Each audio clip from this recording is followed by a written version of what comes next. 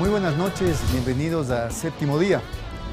Como todos los domingos vamos a tener ahora una amena charla, una discusión y al mismo tiempo quizá un debate sobre temas que son de interés para el país. En esta ocasión nos acompañan de izquierda a derecha Valeria Puga. Ella es comunicadora, tiene un posgrado en Relaciones Internacionales, tiene un blog en redes sociales, Valeria, donde hace análisis precisamente de estos temas que convocan su atención.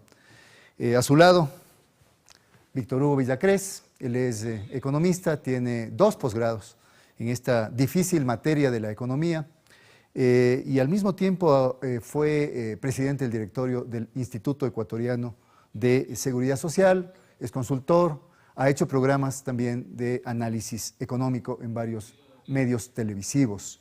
Y a mi derecha, Paulina Recalde. Paulina es conocida por su trabajo en el mundo de la estadística, en el mundo de las encuestas de opinión pública, un tema extremadamente importante para poder comprender la política y para poder tener datos certeros y de primera mano. Ella es directora ejecutiva de Perfiles de Opinión y está constantemente participando en mesas redondas, en espacios de análisis político. Bien, vamos esta noche a abordar 3 temas. Vamos a empezar con el tema que más nos convoca ahora en la coyuntura. El 2016 es un año eminentemente preelectoral. Creo que es importante situarnos en este contexto y desde ese punto de vista vamos a tratar posteriormente también un tema económico y un tema internacional con nuestros invitados. Para ello vamos a empezar con un pequeño reportaje que hemos preparado para poder introducir a ustedes televidentes en este tema y para poder hacer que nuestros invitados, invitadas puedan tener datos de primera mano y hablar sobre este tema. Empecemos con el tema político entonces y demos paso a un video, a un pequeño producto que hemos preparado para ustedes antes de iniciar el diálogo. Buenas noches. El Partido Social Cristiano postuló para presidente de la República en 2 ocasiones a Sixto Durán Ballén. Lo hizo en 1978 y en 1988.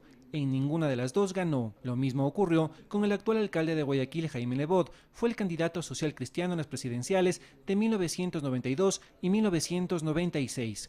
En el año 2006, Cynthia Viteri fue la elegida para representar a esta agrupación política. Viteri actualmente es precandidata para la presidencia de la República. En las elecciones de 2009 y 2013, el Partido Social Cristiano no presentó candidato alguno. Abdalá Bucaram Ortiz, de la mano del Partido Roldosista Ecuatoriano, PRE, participó 3 veces en las presidenciales. Lo hizo en 1988, 1992 y 1996.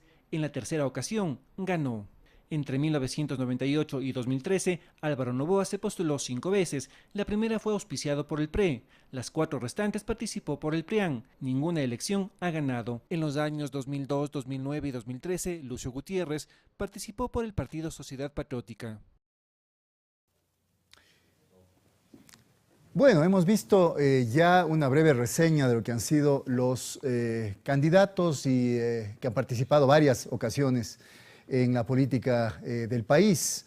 Este es un primer dato, creo que es importante. La política es un campo de disputa del poder, pero asimismo es un campo de ordenamiento y de organización de la sociedad. En los próximos meses irán apareciendo, como ya ustedes lo pueden haber visto, una serie de propuestas.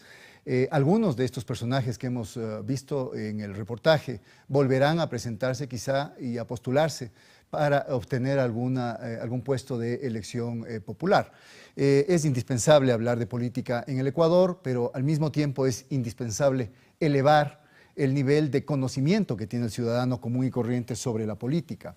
Cuando nosotros solamente vemos candidatos, cuando solamente vemos números de partidos políticos, cuando solamente escuchamos publicidad política o los efectos del marketing, creo que los electores estamos frente a un dilema permanente. ¿Por quién votamos ahora? ¿Por la cara nueva, por la cara vieja? ¿Por quien nos ofrece cosas más interesantes? ¿Por quien está más atento a lo que deseamos?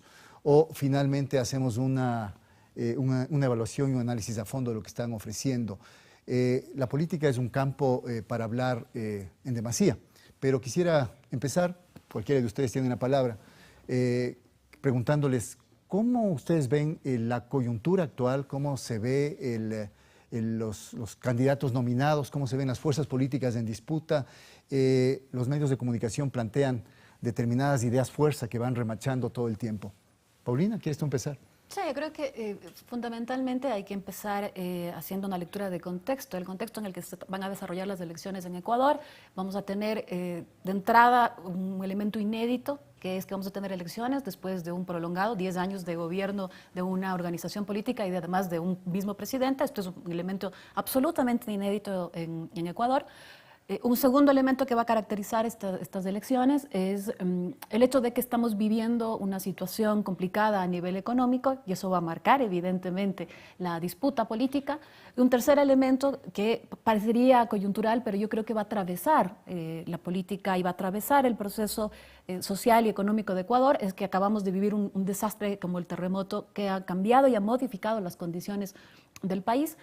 Y en ese sentido, con este contexto macro, me parece que hay que hacer un análisis también de cómo están los campos estos de disputa. Por un lado, el campo del oficialismo, de un gobierno tan prolongado de Alianza País, que ya como organización política está con un ejercicio mucho más prolongado que cuando entró, pero ¿cuál es el elemento fundamental desde el punto de vista del oficialismo? Ya podemos luego leer el campo de la oposición, que va a ser la primera vez que enfrente las elecciones sin la figura que ha estado permanentemente marcando la agenda interna y externa, es decir, sin Rafael Correa. Perfecto, y ese elemento que tú mencionas, Paulina, es extremadamente importante porque quizá la política en el Ecuador está todavía fuertemente marcada por las figuras de los líderes de los partidos políticos, más que por digamos, los contenidos quizá de los programas.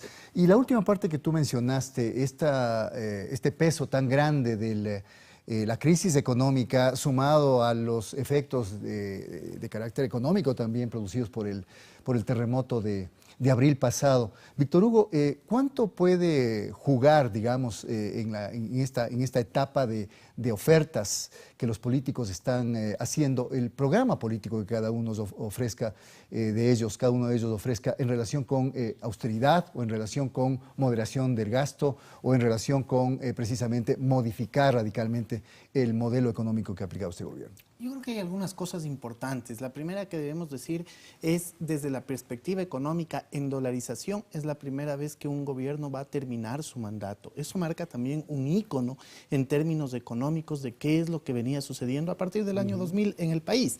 Después también es importante tener en cuenta que hemos estado gobernados por un economista. Ese marca también otro de los elementos fundamentales que de hecho va a ser el entorno de la próxima discusión política. Sin duda alguna, las próximas elecciones van a tener como materia elemental de análisis y como materia fundamental la economía. Y dentro de la economía no solo se van a discutir los modelos, sino en esencia se van a discutir temas como subsidios, temas como seguridad social y el gasto o inversión que tiene que hacerse en ese tópico específico. Se va a discutir el rol del Estado en la economía. ¿Queremos un Estado interventor o queremos simplemente un Estado regulador? Entonces se va a poner en disputa a través de los diferentes candidatos las visiones con respecto a lo que quieren de la economía en los próximos 4 años y sin duda alguna el plan económico va a ser, yo diría, la piedra fundamental de análisis en el contexto que acabamos de ver. Gracias, Víctor Hugo. Y justamente este tema de la crisis internacional, sería muy interesante tu opinión, Valeria. ¿Cuánto ha pesado, digamos, para esta suerte de declive, como algunos han llamado, de los gobiernos progresistas o el socialismo del siglo XXI en América Latina, esta crisis internacional? Porque varios de esos gobiernos precisamente han tenido su fuente de ingresos en materias como el petróleo, caso de Venezuela, caso de Ecuador, y eso ha hecho que para algunos esto signifique una caída aparatosa de los modelos que estos gobiernos habían planteado de recuperación del Estado, por ejemplo. Bueno, desde luego en estos 10, 15 años que se lleva de gobiernos progresistas en América Latina ha habido cambios sustanciales. Probablemente no se ha podido hacer las grandes revoluciones e insertar a la economía latinoamericana con otros dispositivos económicos que no sean las materias primas. Es decir, ha habido en ese sentido una continuidad de la fuente de ingresos hacia el Estado. Lo que ha cambiado de manera sustancial ha sido cómo se han distribuido esos recursos, que es muy evidente como ha sido el caso en Brasil, en Argentina, en Ecuador, en Bolivia, que son los casos paradigmáticos en los cuales ha habido una gran redistribución a aquellos sectores ampliamente vulnerables y que fueron olvidados durante la década neoliberal.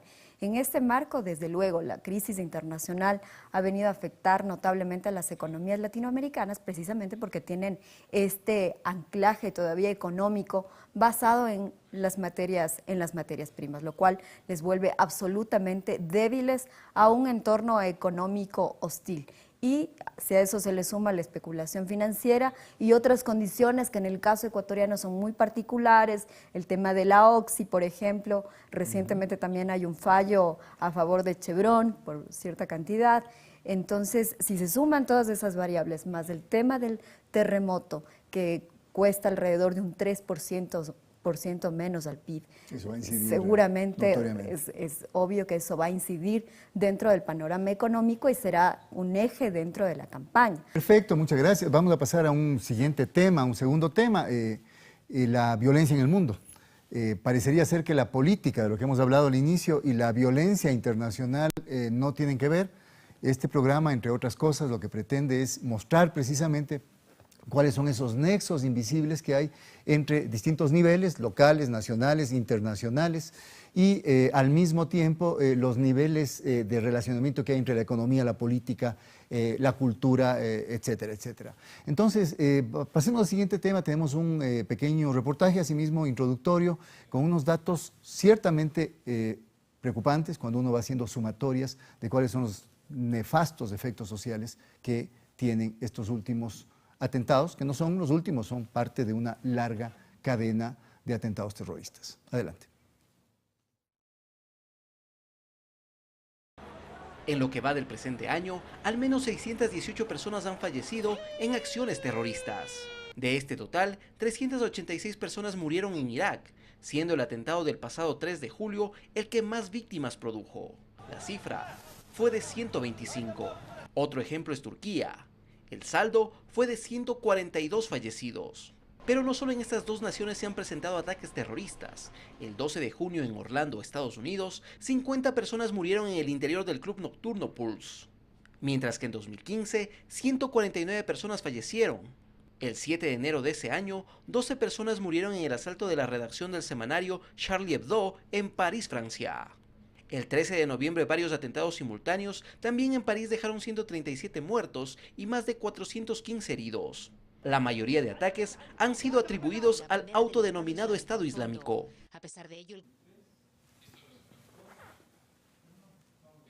Como vemos, el tema de la violencia en el mundo es un tema a la orden del día. Cuando uno abre los periódicos o cuando uno ingresa en las redes sociales, se encuentra todo el tiempo con noticias de violencia.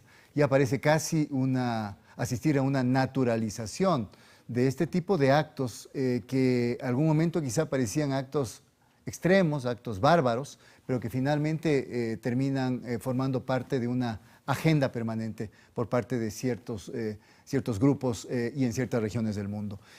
París o Siria o Bagdad, no hay diferencia quizá ya en el lugar donde se suscite la violencia. Yo lo que quería es quizá conectar este tema con nuestra realidad cotidiana. No sé si, Paulina, está presente en la mentalidad de los ecuatorianos a través de lo que tú has podido quizá evaluar o auscultar a través de las encuestas. ¿Está presente esta sensación creciente de inseguridad? ¿Está presente el miedo? ¿Está presente esta idea de finitud o de cercanía permanente al desastre o no? No, yo diría que están presentes cotidianamente los prejuicios y me parece que la violencia está en buena parte atravesada por la forma en la que se difunden, se tratan esta serie de atentados.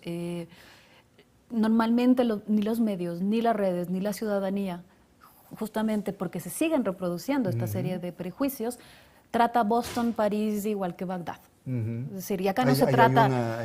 Hay una asimetría, digamos, en la percepción de la gente. Sí, no nos llegan de la misma forma. No vamos a entrar en este momento en una valoración de si X o Y cifra es más relevante o si X o Y ciudadanía es más relevante.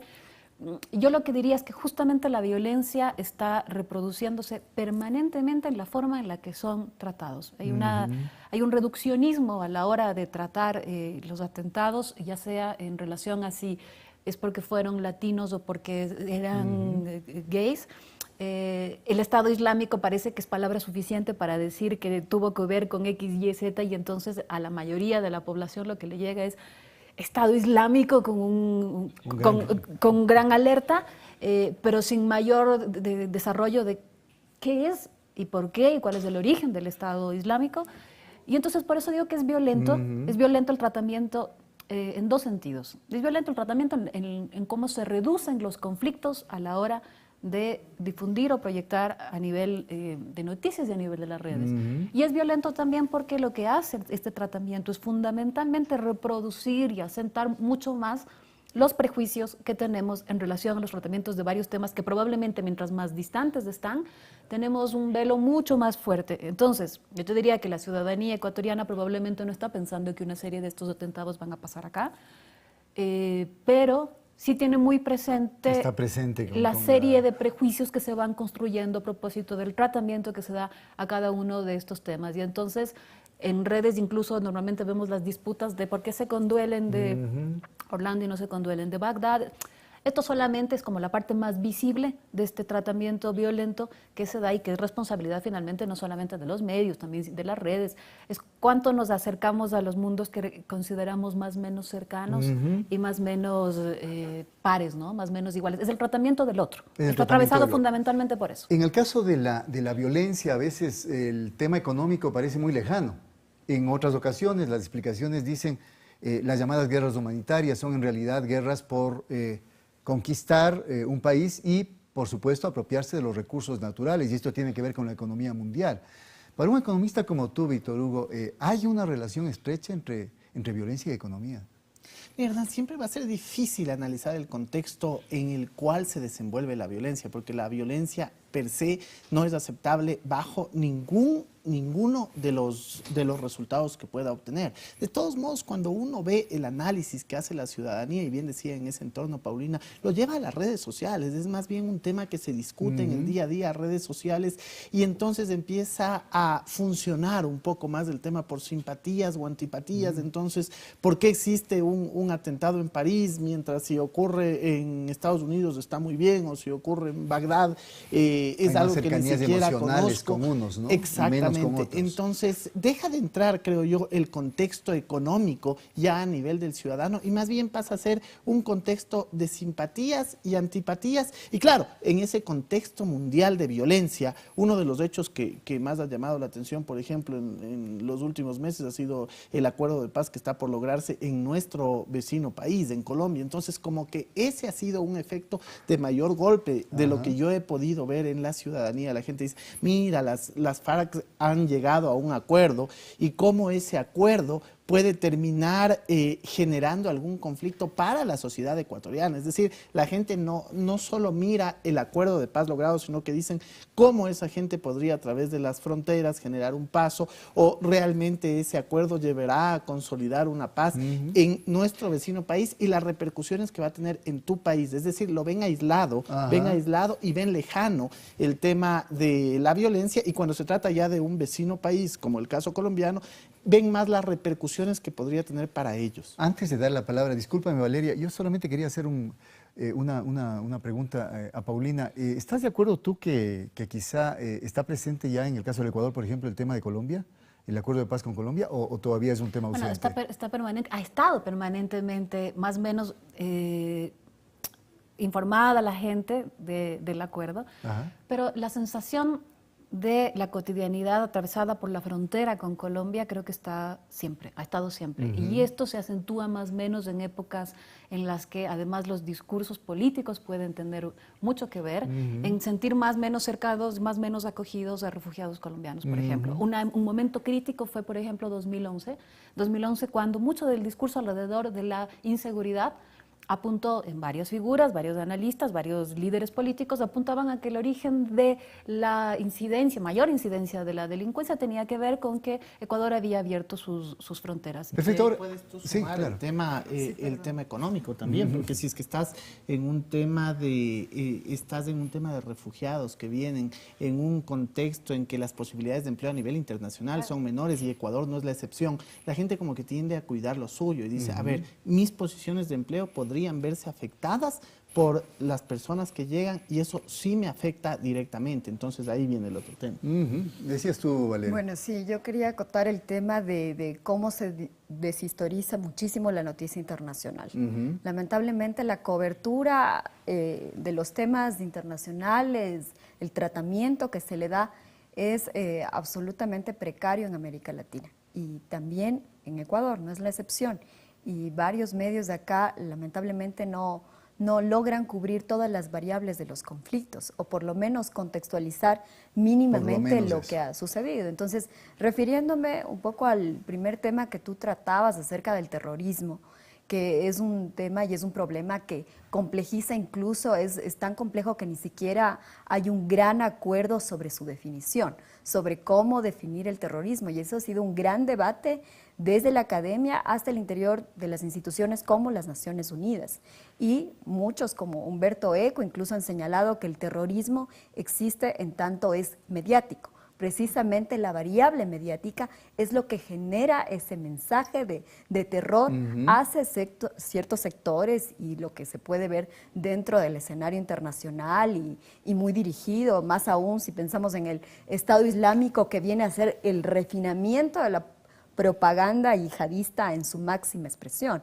Entonces, sí también compartiría con los colegas acá el tema de la diferente vara que se usa para juzgar e incluso para instalar la solidaridad, yo qué sé, con Bagdad, con el tema de lo que pasó en París, etc. Sí hay un doble estándar en ese sentido y no se ha explicado lo suficiente sobre el terrorismo, que en parte arrastra, digamos, mucho de la historia desde la época de la Guerra Fría, desde la invasión a Irak, como desde esos momentos históricos también se empezaron ya a propagar estos grupos terroristas. Lo que tú mencionabas es interesante y quería igual colocar sobre el tapete. ¿Cuánto pesará en los mensajes mediáticos, y en este caso también los hipermediáticos, las redes sociales? ¿Cuánto pesará en la conformación de la opinión de las personas sobre determinados temas, en este caso la violencia? ¿Tú crees, Paulina, que pesará mucho o en realidad la gente aparta ciertos temas quizá de su vida cotidiana porque no le topan directamente, al menos hasta ahora, y finalmente ahora con el control en la mano, cuando ve noticias tratadas con este doble estándar, lo que hace es simplemente cambiar de canal porque no le interesa amargarse la vida? Yo diría hay tres cosas, ¿no? Una primera, que de todos modos siempre quienes estamos consumiendo redes tendemos a creer que es lo que todos ven.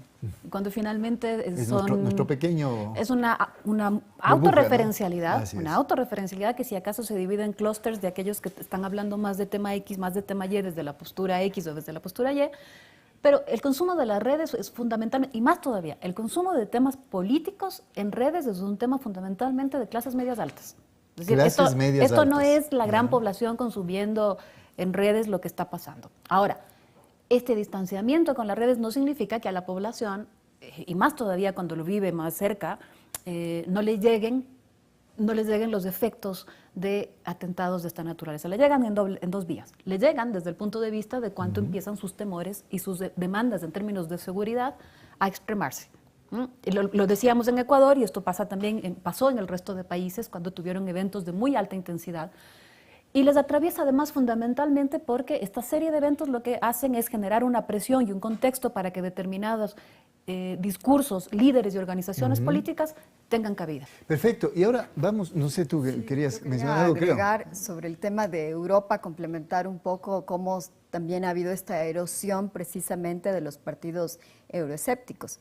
Lo que acaba de pasar en el Brexit es apenas una mecha, digamos, es la gran mecha, desde luego, de lo que está pasando en varios países de Europa. En este momento no hay país en Europa que no tenga un partido euroescéptico. Hay una reverberancia de estas fuerzas políticas, sobre todo constituidas a partir de un sentimiento muy antiislámico.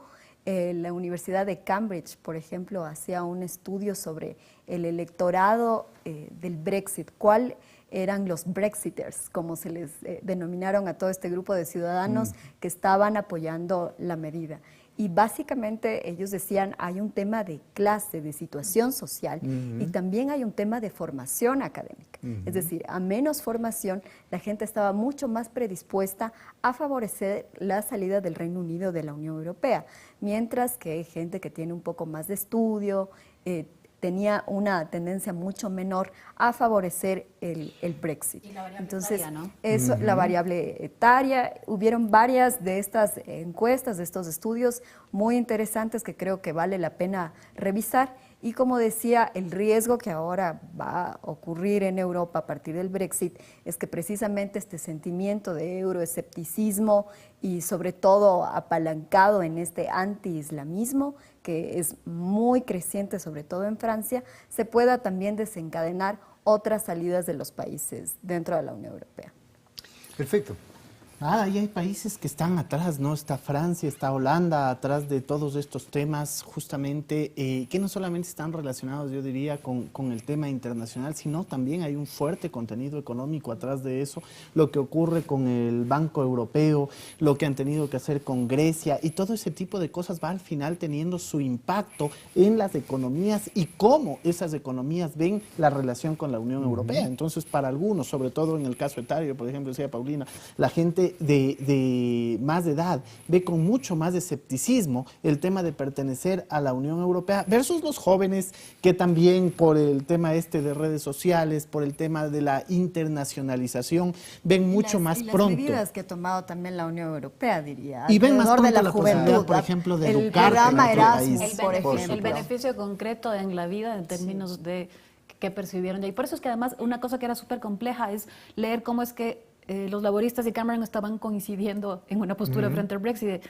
Y es, en un lado, el tema económico, y en el otro lado, por ejemplo, los laboristas lo que estaban diciendo es finalmente es como lo último que nos queda para defender los derechos laborales y sociales adquiridos, que de alguna forma tiene un tope en este contexto, sabiendo que los gobiernos que probablemente van a llegar van a ser efectivamente severos y agresivos para defender este orden, y muy agresivos además fundamentalmente, por ejemplo en el tema de los refugiados. Por eso es que es muy complejo, y yo diría que probablemente el voto fue más nítidamente de determinado rango etario, pero no significa que los jóvenes sean más tolerantes o más flexibles en el tratamiento, por ejemplo, de refugiados, tienen su propio sino pragmatismo nada más. Estuvo por encima estos beneficios que decía Valeria que estaban recibiendo y que de alguna forma minimizaron la incidencia de este otro elemento en su voto. Y con lo que tú mencionabas, Paulina, yo creo que llegamos nuevamente a esta conclusión de que la política está tremendamente atada a la economía, y que la economía no son números abstractos, no son cifras macroeconómicas nomás, no son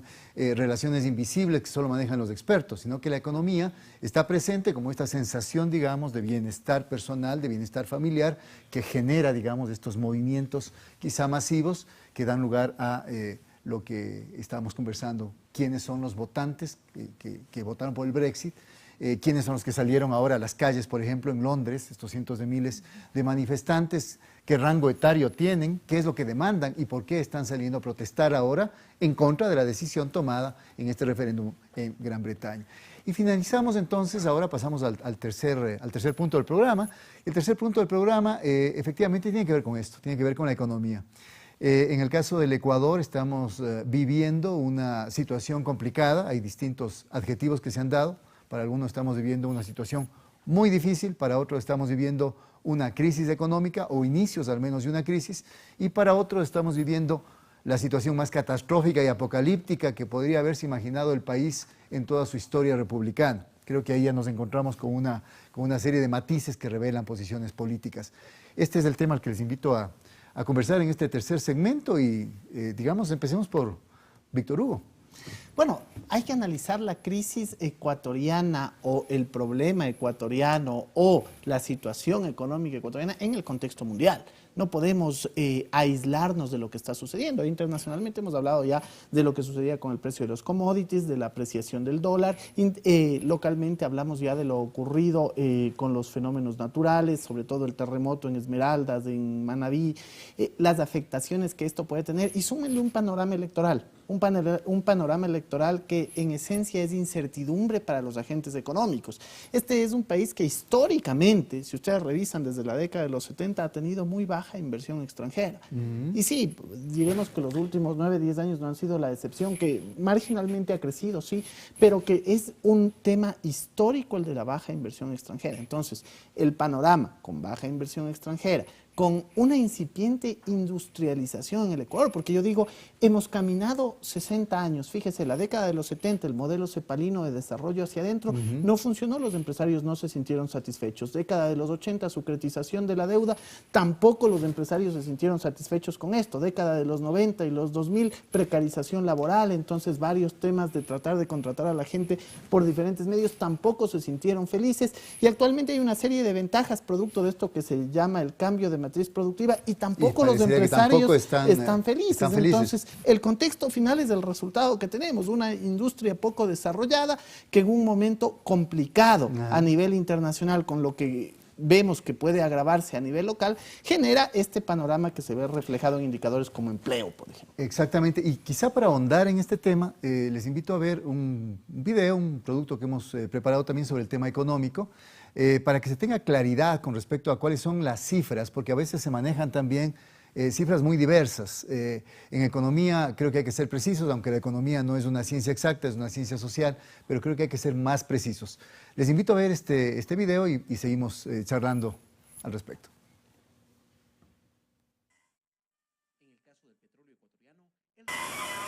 En el caso del petróleo ecuatoriano, el referente para fijar el valor del hidrocarburo es el petróleo de Texas WTI. El precio del crudo nacional siempre será menor por su calidad. En 2007, primer año de gobierno del presidente Rafael Correa, lo ejerció con un precio promedio anual de $72. Su antecesor, Alfredo Palacio, durante sus 2 años de presidencia tuvo un ingreso promedio de $61 por cada barril. Durante los 9 años de gestión del actual gobierno, el precio del petróleo ha sido variable. En 2008 se cerró con un valor promedio anual de $101. En 2009, el promedio anual fue de $61 por barril. Durante el 2010, el valor mensual no superó los $80. En 2015, el crudo ecuatoriano empieza vendiéndose en el mercado internacional sobre los $35. Para finales de ese año, el precio llegó a los $27. El 2016 inició con un complicado panorama. El precio del petróleo llegó a ubicarse en los $21. En promedio, el crudo ecuatoriano se ha cotizado en $27 de enero a mayo de 2016. Bueno, ya hemos visto, tenemos un panorama ciertamente complicado en términos de precios de petróleo. Pero ¿qué otros factores están incidiendo en esta especie de imaginario colectivo de que hemos caído quizá al punto más frágil, al punto más delicado en el manejo de la economía del país? Yo creo que hay algunas cosas que señalar. De hecho, que el reportaje hable solo del precio del petróleo da cuenta de cuán atravesada está nuestra economía por un elemento tal. Y justamente ahí viene la presión que puede haber en el imaginario de la población sobre cómo se ha dado el manejo económico y cuánto ha incidido esto en la crisis económica actual. Es decir, hay una disputa política de por medio cuando hablamos de economía. En el caso del gobierno significa el que logre efectivamente posicionar, generar una labor pedagógica en torno a que esta crisis económica le llegó, vamos a decir, desde arriba, en la medida en que se preció el dólar y bajó el precio del petróleo, para más o menos simplificar. Si la ciudadanía más o menos asume esto y dice, bueno, finalmente esto es por factores externos y no consecuencia de una gestión de gobierno, hay un escenario, hay una forma de asumir la situación económica. Si por el contrario cala el discurso de oposición, de decir que esto es consecuencia de un mal manejo de recursos económicos, de que la bonanza económica esta no fue bien aprovechada, evidentemente el estado de ánimo de la población es otro para recibir no solamente la situación económica, sino las medidas que se tomen al respecto. Entonces está muy atravesado por cómo estos discursos políticos entran en disputa. Lo que está claro en este momento es que ya el escenario electoral y el escenario de gestión de este gobierno no es el de 2006, no es desde el 2013, cuando la sensación de bienestar en la población tuvo cifras absolutamente inéditas. Inéditas incluso comparando con la región, porque si uno se fija en Latinobarómetro y en el APOP, Ecuador estaba ocupando casi siempre el segundo lugar después de Uruguay en sensación de bienestar, de justa distribución de la riqueza. Es decir, había un escenario absolutamente excepcional. En este momento, en el lapso de un año, las cifras en torno a lo económico son muy pesimistas y generan un terreno deleznable para la comunicación, no solamente para el gobierno central, sino en general para el manejo de la autoridad. Y este tema de desmontar el correísmo en lo económico, por ejemplo, bueno, no se puede hacer de la noche a la mañana. Hay una serie de reglas de juego que están marcando, digamos, el funcionamiento de los mercados en el Ecuador. La pregunta, digamos, ¿es posible hacer este desmontaje? ¿Es posible volver atrás? Porque estamos manejándonos más con ideas generales. No volvamos al pasado, avancemos hacia el futuro, preservemos lo que hemos construido, cuidemos nuestra inversión, etc. ¿Es posible hacer este desmontaje? ¿Es en términos concretos verdadera esta idea de desmontar el correísmo en lo económico? Yo me preguntaría más si es posible, es deseable. Yo no creo que es deseable refundar la patria cada 10 años. Es interesante entender por qué la gente quiere ganar elecciones desde la perspectiva económica. Quiere ganar elecciones para administrar el país. Y administrar el país es entender cómo funciona el presupuesto general del Estado, es entender los ingresos, es entender el Producto Interno Bruto. Y a partir de eso, cómo vamos a lograr una economía mucho más amplia en términos de oportunidades para todos, una economía más igual. De nada sirve el crecimiento económico si no hay equidad. Entonces ahí se van a poner en debate dos grandes modelos, porque en economía sí existe el post-keynesianismo o toda esta idea de que el Estado debe tener un rol regulador con ciertas características de intervención en algunos sectores en donde se encuentra tremendamente desprotegido el consumidor. Y la otra, que es una perspectiva más neoclásica, pero más que preguntarnos acerca de la historia, porque yo escucho constantemente a los candidatos que dicen, mira, es que se han gastado el dinero, es que esto no es inversión, esto es gasto, que son temas que se pueden debatir. Lo importante es qué se va a hacer hacia futuro, porque no podemos sentarnos a pensar en lo que pudo haber sido y no fue, o en lo exitoso que fue el pasado, porque esas son las dos visiones que hay. Los unos piensan que pudo haber sido mejor, otros piensan que fue tremendamente exitoso, que se hizo y se pagó una deuda histórica en materia en materia social esencialmente. Pero bueno, ¿qué se viene de aquí en adelante? ¿Qué se viene del 2017 en adelante con los planes que deben estar claros en materias importantes? Por ejemplo, ¿qué va a pasar con la materia tributaria? ¿Qué va a pasar con materia fiscal, con materia petrolera? Hemos visto la dependencia que tiene todavía la economía ecuatoriana de este recurso natural, cómo vamos a diversificar eso, pero adicionalmente, ¿qué va a pasar con los acuerdos internacionales? ¿Qué va a pasar con la dolarización? ¿Qué va a pasar con el salario básico? ¿Qué va a pasar con el tema laboral? ¿Va a haber más o menos flexibilidad laboral? Esos son los grandes temas que deberían debatirse dentro de los planes de gobierno a los próximos 4 años. ¿Cómo matizar entonces, Valeria, este tema para no caer ni en el tremendismo y tampoco en esta visión poco crítica, ¿no?, de que el país está muy bien, que estamos simplemente viviendo un bache? Bueno, yo creo que sí hay un tema bastante notorio que también creo que a veces no se dice en los platos de televisión, que es el claro signo del Estado en el crecimiento que tuvo la economía ecuatoriana. Es decir, la economía ecuatoriana creció básicamente por el rol del Estado. Pero estás hablando de un modelo estatista, tú. Del modelo que ha sido dentro del modelo desarrollista, lo caracterizaría más bien el que ha manejado el presidente Correa. Pero no ha habido una gran coparticipación ni de la iniciativa privada ni de otras iniciativas. Y ahí está, digamos, un poco la interrogante. Si ha sido un tema deliberado del sector privado de abstenerse de apoyar al desarrollo nacional, o si aparentemente no han habido las condiciones, porque en lo personal creo que sí han habido las condiciones, han habido concesiones en lo tributario, se han realizado medidas para incentivar la inversión privada, pero eso no se refleja en el crecimiento total de la economía en el Ecuador. Y claramente creo que el caso de los Panama Papers visibiliza claramente cuál es el comportamiento de la clase más poderosa de los países y de las economías latinoamericanas. Lamentablemente no ha sido apostarle al desarrollo nacional, sino sacar los capitales al extranjero, en este caso a Panamá, es lo que se le acaba de destapar a Macri, aquí mismo con el banquero Lazo.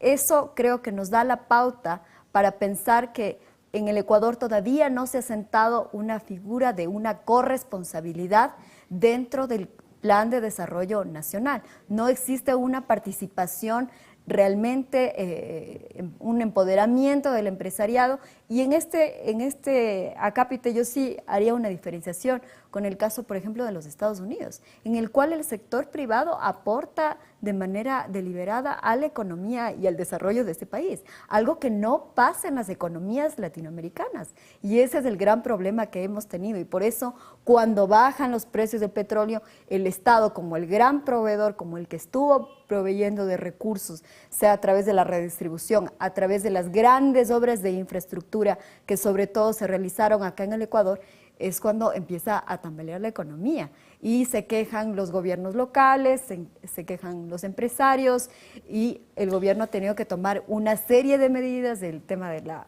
ley de alianza público-privada, el tema de la ley de las herencias y plusvalía. Cuando se prenden las alarmas, recién es cuando reacciona entonces el gobierno. Les agradecemos a ustedes por su atención hoy en día. Hemos hecho un abordaje que pretendió ser extenso, desde temas políticos, pasando por temas internacionales y terminando por temas económicos, intentando sobre todo conectar esos distintos niveles que constituyen, digamos, la estructura de lo real. Nos estaremos viendo en un programa más, en una edición más de Séptimo Día el próximo domingo. Que tengas muy buenas noches.